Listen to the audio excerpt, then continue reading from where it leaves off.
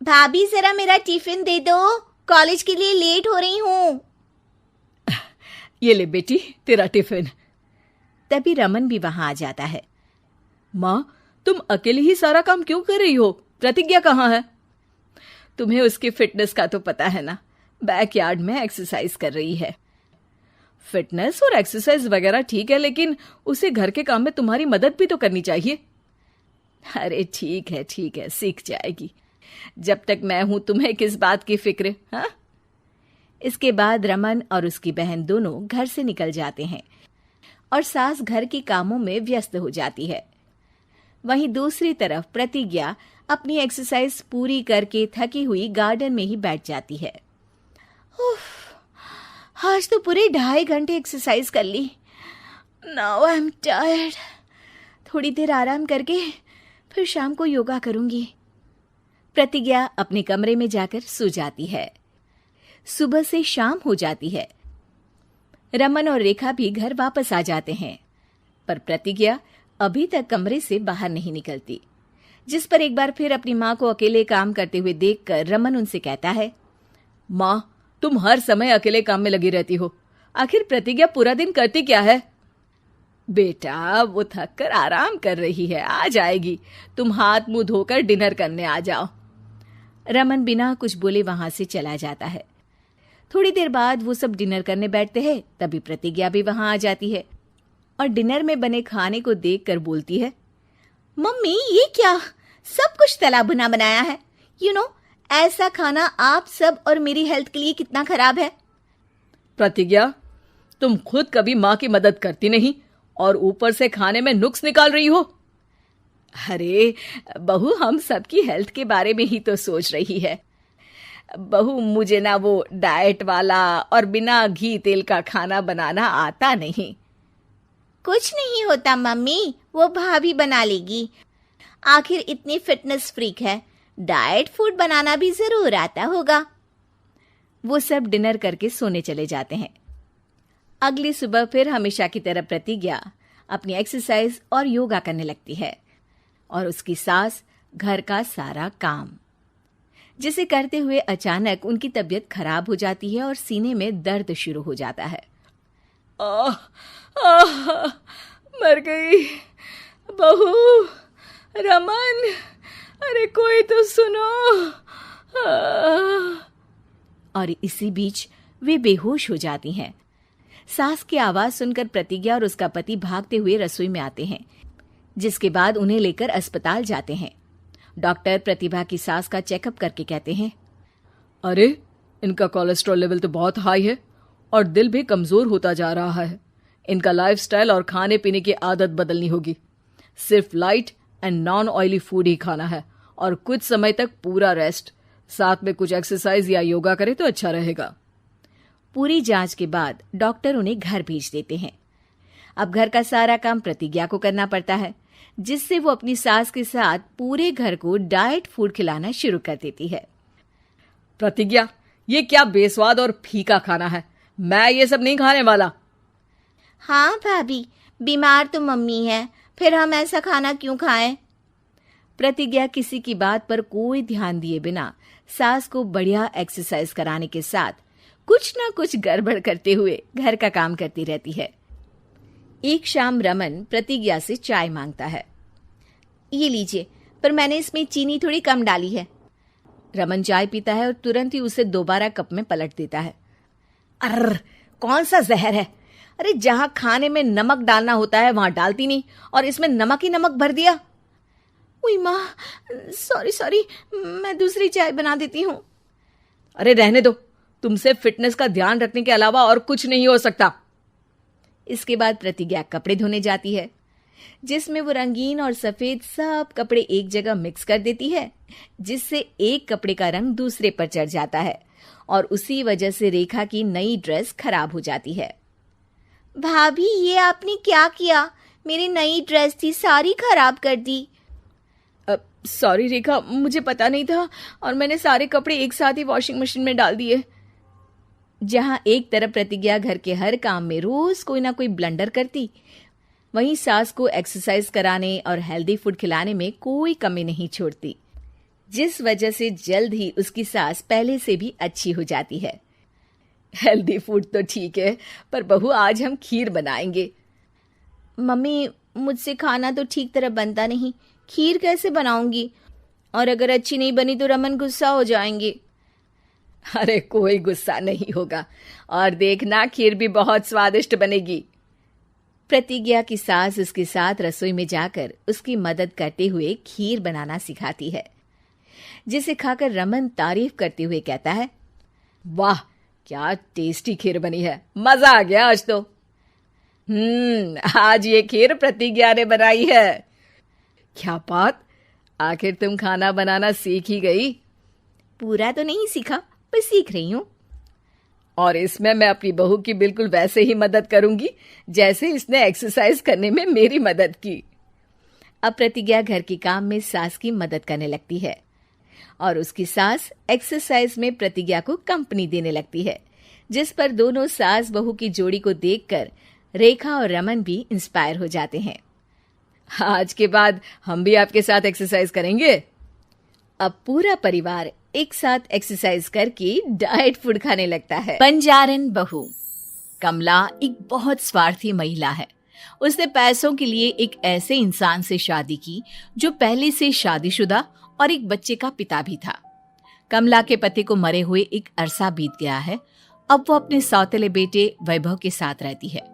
वैभव के दिल में अपनी माँ को लेकर इतना डर है कि वो अपनी माँ के सामने एक शब्द नहीं बोल पाता।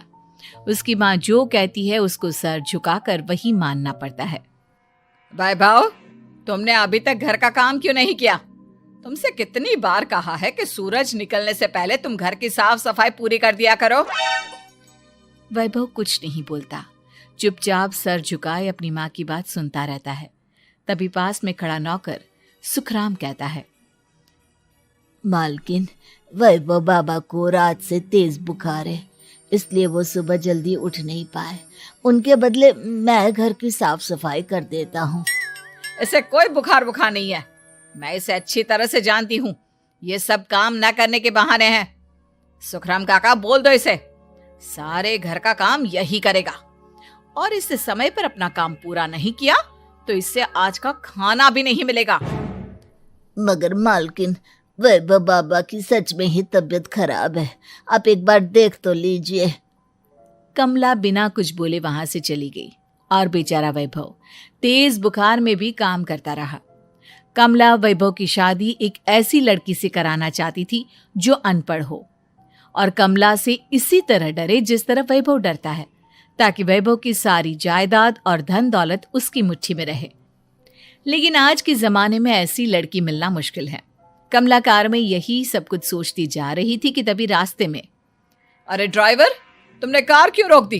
और ये इतना शोर कैसा? मैडम, आगे कुछ बंजारों का खेल चल रहा है, इसलिए भीड़ लगी है। मैं अभी भीड़ को साइड में करवाकर कार निकालता हूँ। ड्राइवर भीड़ को साइड करके कार निकालने की कोशिश करने लगा कि तभी कमला की नजर रस्सी पर चल रही एक फुलवा नाम की बंजारन पर पड़ी। क्यों ना मैं इस बंजारन की शादी वैभव से करा दूं? ये तो अनपढ़ लग रही है, मेरे पैरों तले दबकर भी रहेगी। मुझे अभी इसके माँ बाप से बात करनी होगी। ये सोचकर कमला ने उन बंजारों से बात की और उन्हें शाम को अपने घर बुलाया। फुलवा के माता पिता वहां उसे लेकर आ गए। उन्होंने इतना आलीशान घर पहले कभी नहीं देखा था। अच्छा हुआ आप लोग आ गए। देखिए, मुझे घुमा फिरा कर बात करने की आदत नहीं है, इसलिए सीधे सीधे मुद्दे पर आती हूँ। मुझे आपकी बेटी बहुत पसंद है। मैं अपने इकलौते बेटे की शादी आपकी बेटी फुलवा से कराना चाहती हूँ। इसके बदले में आप जो चाहो वो ले सकती हैं।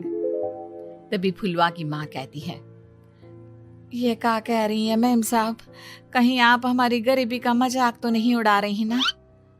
आप मेरे बेटे से मिल लो। अगर आपको मेरा बेटा पसंद आता है तो मैं कल से ही शादी की तैयारी शुरू कर दूंगी। सुखराम, वैभव को लेकर आओ।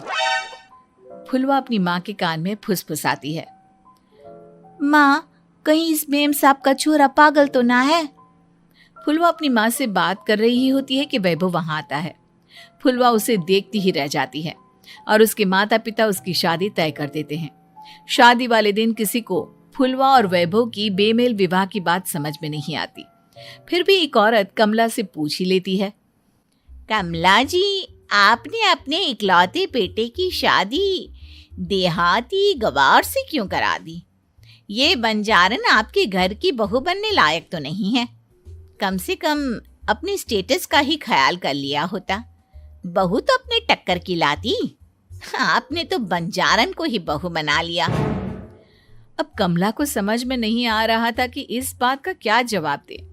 वो कुछ देर चुप रही और सोच समझ कर कहती है। बहन जी, आपको तो पता है आजकल के बच्चे किसी की बात कहाँ सुनते हैं। मैं तो अपनी बहू एक पढ़ी लिखी और अपनी सोसाइटी की ही ढूंढ रही थी। लेकिन मेरे बेटे ने मेरे सामने इस बंजारन को लाकर खड़ा कर दिया। बोला कि मैं शादी करूंगा तो इसी से। अब भला मैं क्या करती, मुझे अपने बेटे के सामने झुकना ही पड़ा। कमला की ये बातें सुखराम भी सुन रहा था। उसने ये सारी बातें वैभव को जाकर बता दी। काका, मैं तो फुलवा को जानता भी नहीं, फिर माँ मेरे बारे में झूठ क्यों कह रही है? अरे बेटा, तुम कितने भोले हो, तुम्हें कुछ भी नहीं पता। तुम्हारे पिता अपनी सारी संपत्ति तुम्हारे नाम करके गए हैं। तुम्हारी माँ नहीं चाहती कि यह संपत्ति तुम्हें मिले, इसलिए उन्होंने तुम्हारी अनपढ़ लड़की से शादी करवाई ताकि तुम्हारी तरह वो भी अपने हक के लिए आवाज ना उठा सके। सुखराम काका, मैं क्या करूं, आप ही बताओ। माँ के सामने आते ही मेरे हाथ पैर कांपने लगते हैं। मैं माँ को कुछ भी नहीं कह पाता। वे दोनों बात कर ही रहे थे कि अचानक कमला वहां आ गई। कमला को देखकर दोनों घबरा गए। तुम दोनों फिर कभी बातें कर लेना, अभी फेरों का समय हो गया है, चलो जल्दी आओ। इस तरह फुलवा और वैभव की शादी हो गई। अगले दिन कमला ने फुलवा को बुलाया और उसे नसीहत देने लगी। देख बंजारन, तुझे मैंने अपनी बहू बना तो लिया है, लेकिन तुझे इस घर में आंख कान मुंह बंद करके रहना होगा। घर का काम कर और अपने पति से मतलब रख, समझी? कमला का ऐसा रवैया फुलवा को बिल्कुल समझ में नहीं आया। उसने वैभव से इस बारे में बात की। सुनिए ना, माँ जी ने जिस तरह मुझसे बात की मुझे अच्छा नहीं लगा।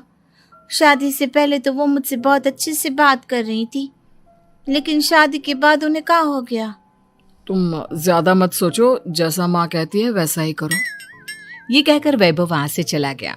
अगले दिन वैभव को घर के नौकरों की तरह काम करता देख फुलवा को बहुत हैरानी हुई। फुलवा ने इस बारे में सुखराम काका से बात की तो सुखराम काका ने फुलवा को सारी बात बता दी। अब फुलवा को समझ में आ गया कि उसकी सास ने एक बंजारन को बहू क्यों बनाया। एक दिन वैभव घर का काम कर रहा था, तभी उससे कांच की प्लेट टूट गई। किसने गिराई ये कांच की प्लेट? वैभव को वहां खड़ा देख कमला ने छड़ी से उसे मारना शुरू कर दिया। उसके पैर में कांच चुभ गया और खून बहने लगा, लेकिन फिर भी कमला उसे मारे जा रही थी। ये देखकर फुलवा ने कमला के हाथ से छड़ी छीन ली और तोड़कर फेंक दी। बंजारन, तेरी इतनी हिम्मत, तूने मेरे हाथ से छड़ी छीनी? कमला फुलवा को थप्पड़ मारने ही वाली थी कि फुलवा उसका हाथ पकड़ लेती है। ओ सस माँ, मैंने मॉम की गुड़िया ना समझ लियो। बंजारन हो बंजारन, ईंट का जवाब पत्थर से देना जानती हूँ। आज के बाद मेरे या वैभव जी के ऊपर हाथ उठाने की सोचियो भी ना, समझी ससु माँ? ये कहकर फुलवा वैभव को लेकर वहां से चली गई। उसने वैभव के पैर पर पट्टी बांधी, उसके आंसू पोंछे।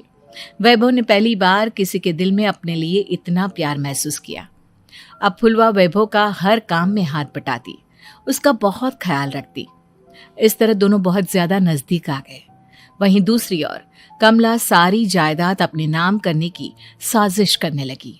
और एक दिन, वैभव, जल्दी बाहर आओ। कमला की आवाज सुनकर वैभव और फुलवा अपने कमरे से बाहर आ गए। जी माँ, आपने बुलाया? ये ले, इन कागजों पर साइन कर दे। वैभव कागजों पर साइन करने ही वाला था कि फुलवा वैभव के हाथ से पेन छीनकर कहती है, ना वैभव जी, आप इस पर हस्ताक्षर नहीं करेंगे। आओ बंजारन, मैं तुझसे बात नहीं कर रही। ये बात मेरे और मेरे बेटे के बीच की है। चुपचाप पेन दे दे, नहीं तो तेरी खाल उधेड़ लूंगी। ससु माँ, बंजारन की खाल इतनी भी ढीली ना होवे कि कोई भी उधेड़ लेवे। जो यकीन ना आता हो तो देख ले उतार के। और हाँ, बंजारन जरूर हूँ पर अनपढ़ ना हूँ। मन्ने भी पता है कि किसी भी कागज पर साइन करने से पहले उसे अच्छी तरह पढ़ लेवे हैं। बहन देती है या नहीं? ये कहकर कमला फुलवा को मारने आई तो फुलवा ने कमला को धक्का दे दिया और वो नीचे गिर गई। कमला डरकर वहां से भाग गई।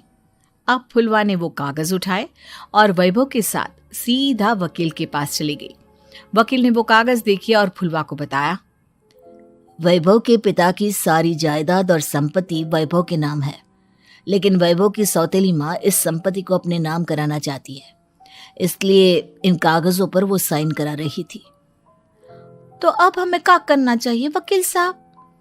वकील ने फुलवा और वैभव को सब कुछ अच्छी तरह से समझा दिया। अब दोनों घर पर पुलिस को लेकर पहुंचे। कमला पुलिस को देखकर घबरा गई। पुलिस ने कहा, आपके नाम की कंप्लेंट हुई है, आपको हमारे साथ थाने चलना होगा। कंप्लेंट? कैसे कंप्लेंट? आप अपने सौतेले बेटे पर बहुत अत्याचार करती हो, धोखे से सारी जायदाद अपने नाम करा रही थी। अब नहीं इंस्पेक्टर साहब, जरूर ये मेरी बहू की कोई साजिश है, इसने गलत कंप्लेंट की है। मैडम, शिकायत आपकी बहू ने नहीं बल्कि आपके बेटे वैभव ने की है। कमला वैभव का नाम सुनकर दंग रह गई। जिस बेटे ने कभी उसके सामने सर नहीं उठाया था, आज वही बेटा उसके सामने पुलिस को लिए आया है। वैभव, तुम्हारी इतनी हिम्मत कि तुम पुलिस को ले आए? हाँ माँ, मैं लाया हूँ पुलिस को, और मेरे अंदर इतनी हिम्मत कभी ना आती अगर फुलवा मेरा साथ ना देती। आपने बंजारन बहू को लाकर अपने ही पैर पर कुल्हाड़ी मारी है माँ। मैडम, अब की बात खत्म हो गई हो तो चलो हमारे साथ।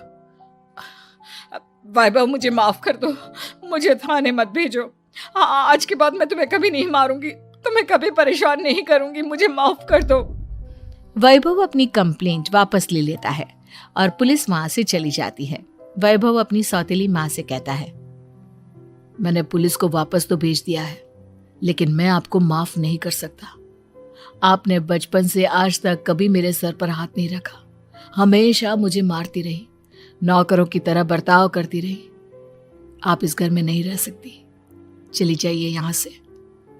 कमला घर छोड़कर चली गई और सड़क किनारे खड़ी होकर सोचने लगी, काश मैंने वैभव को माँ की तरह प्यार किया होता तो आज मैं इस तरह से बेसहारा ना हो जाती।